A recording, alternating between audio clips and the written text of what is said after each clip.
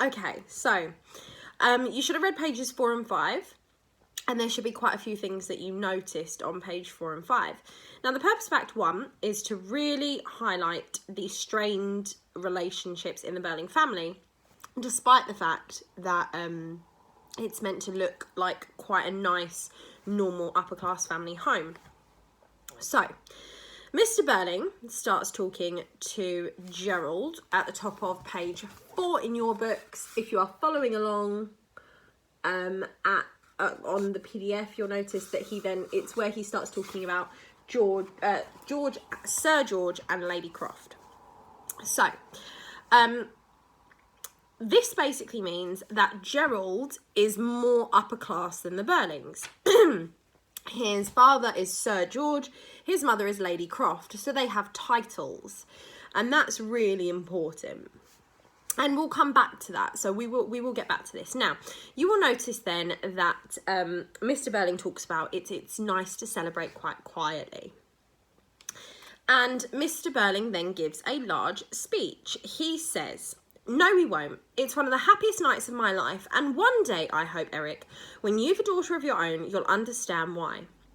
Gerald, I'm going to tell you frankly, without any pretenses, that your engagement to Sheila means a tremendous lot to me. She'll make you happy, and I'm sure you'll make her happy. You're just the kind of son-in-law I always wanted. Your father and I have been friendly rivals in business for some time now, though Crofts Limited are both older and bigger than Burling and Company. And now you've brought us together, and perhaps we may look forward to the time when Crofts and Burlings are no longer competing, but are working together for lower costs and higher prices." Okay, so there's a couple of really important quotations here that you should take into account and that you should study. Now, the first one is the order in which Mr. Burling prioritises Sheila's happiness with Gerald's. This is important. The first thing he says is, "She'll make you happy." Then he says, "And I'm sure you'll make her happy." Now, if you look at the imperatives there, Mr. Burling has said, "She will make you happy." Okay, that's why there's that apostrophe and double L there. That stands for will. She will make you happy. There's that imperative language there that he's almost in his speech saying specifically to Sheila, you have to make this man happy. Now let's have a look at why he says that. Because later on he says something that's very capitalist. He says, "When Crofts and Burlings are no longer competing but are working together for lower costs and higher prices." That's capitalism. And if you watched the other videos, you'll know why. So it's capitalism because the whole point of capitalism is that the rich get richer. Now, when you look at that, if you have it in mind that he is meant to be a capitalist, if I live in a very small town and I have two businesses, I have Crofts Limited, put a C on that one, and I have Burling and Company. Now, he does mention that Crofts Limited is the bigger company, yeah? So, if I'm Crofts Limited, I can afford, because I'm selling more, I can afford to, let's say, sell a dining room table for £160. Because I'm selling more, it only costs me £100 to make the dining room table, so I'm getting £60 in profit. Yeah, that's profit. That's the money that I get in my pocket.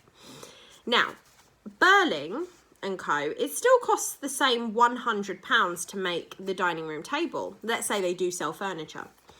But I'm smaller. I'm a smaller company. I'm going to sell less. So actually, as a Croft, if I sell 10 tables, that's £600 I'd get in my pocket. But I can't sell 10 tables if I'm a smaller company because people aren't going to come to me that much. So we'll say that Mr. Burling actually only sells 5 tables. So he can't really afford to only make £300 profit. So let's say he puts up the price of the table to £200. So that way, if he sells 5 tables, he earns a little bit more. But the problem is, obviously, I'm going to go to the cheaper place to buy my table. I'm not going to go to the more expensive place to buy my table. So this is where Mr. Burling has this idea for a business deal. Now, if Crofts and Burlings go into business together, they could both sell that table for £200. Now, let's say they both sell that table for £200. The reason they can do this is because actually the people have nowhere else to go. There were 2 stores in town that they could buy their furniture from, and now they can only buy their furniture from 1 store. So they have to pay the price that the store is giving them, because that's the only store that does it. So that's where you get capitalism, which you'll notice if you watch the news, people complaining that small little corner shops have put up the price of toilet roll. It's capitalism, that's the point.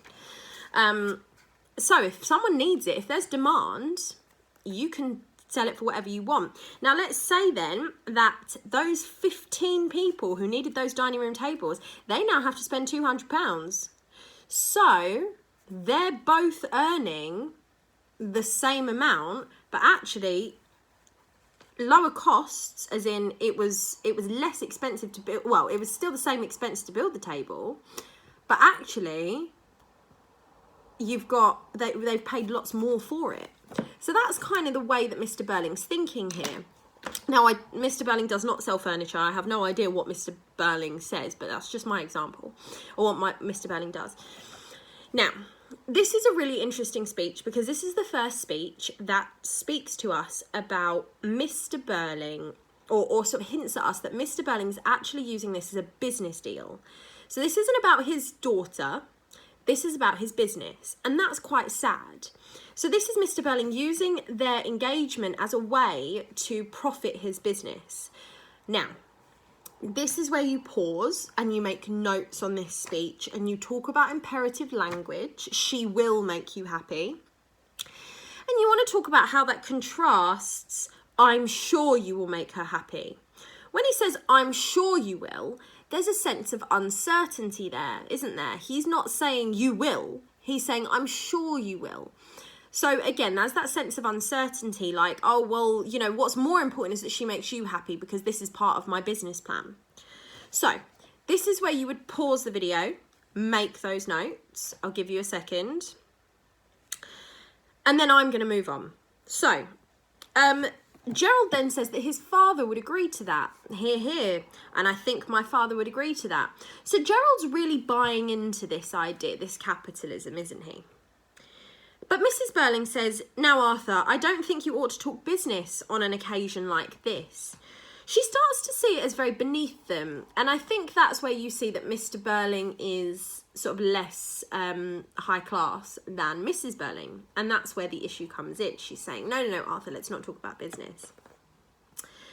Sheila then says, neither do I, all wrong. And you can see here that actually Sheila wants this to be about her love for Gerald, and she wants it to be about her engagement. She doesn't want it to be about business, but this is what Mr. Burling turns it back to. He raises a glass.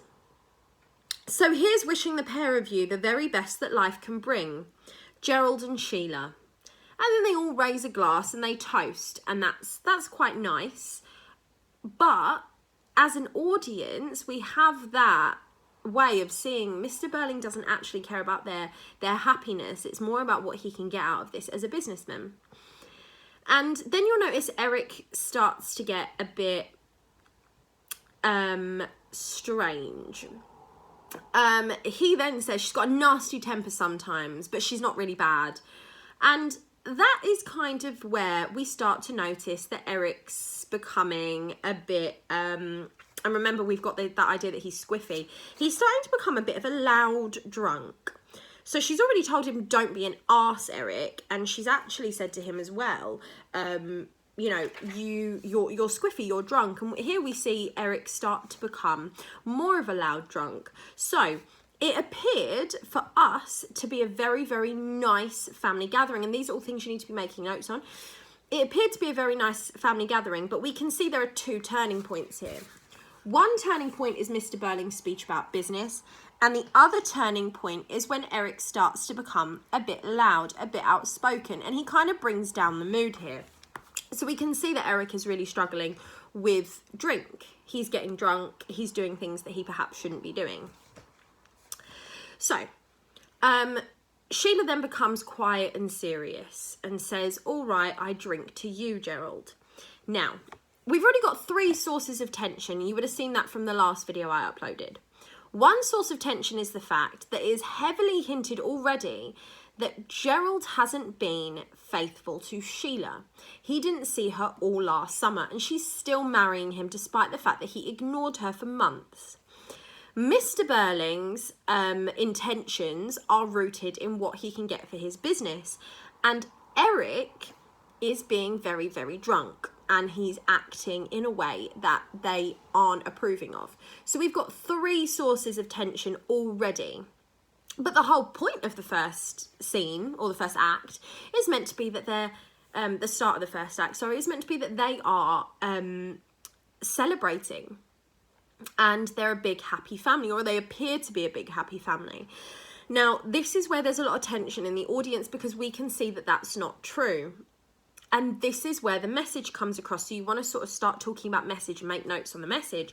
The message here really becomes that Mr. Burling, that the Burling family is not the family that they appear to be, that they're quite deceptive. They appear to be a very, very nice, respectable family, and they'll start talking about that in a second. But actually, we've already got the impression that they aren't. So I'm pausing, make a note, and then we'll move on. So, Gerald then produces a ring for Sheila, and I want you to have a look at that ring and why it's important. Sheila says, oh, it's wonderful. Look, Mummy, isn't it a beauty? Oh, darling. And then she kisses Gerald hastily. She also says, I think it's perfect. Now I really feel engaged. So, when Gerald's given her the ring, it's a sense, we get a sense of Sheila being very materialistic. Okay, so you want to write that word down, materialistic. If you're not sure how to spell it, then make sure you Google it. Being materialistic means that Sheila is valuing what Gerald has given her. Now, for most people, you would want your fiancé to be communicative with you, to tell you the truth. But actually, Sheila doesn't have that. Gerald's lying to her about something, we know this, but she really values the fact that he's given her a ring. So she seems very shallow, very materialistic, and those are the notes that you would make. That's what the ring really symbolises, the fact that Sheila is a materialistic person. So, Mrs. Burling says, so you ought to, darling, it's a lovely ring. And then Mrs. Burling says that they should retire. So that means that they're leaving. They're going to leave the men to actually talk about things, talk about what they sort of want to talk about, men things. So again, you can kind of see the inequality in the women and the men here. If you go on to page 6, which is where I've just switched to, Mr. Burling starts talking. I want to say this. Are you listening, Sheila? This concerns you too. And after all, I don't often make speeches at you. I'm sorry, Daddy, actually, I was listening. And look at how Sheila's very infantilized. Now, that basically means that she's treated much like a child, and she starts to act like a child. She calls him Daddy rather than saying, you know, father or dad. She acts very much like a little girl would. Then Burling says, I'm delighted about this engagement, and I hope it won't be too long before you're married. And I want to say this, there's a good deal of silly talk about these days, but, and I speak as a hard-headed businessman, make a note there, he calls himself hard-headed, he's using that adjective to show that he thinks he's a very practical, logical, sensible man. I speak as a hard-headed businessman who has to take risks and know what he's talking about. This is where it starts to become very ironic. There's that dramatic irony when the audience knows something that the characters don't. And this is where we start to prove that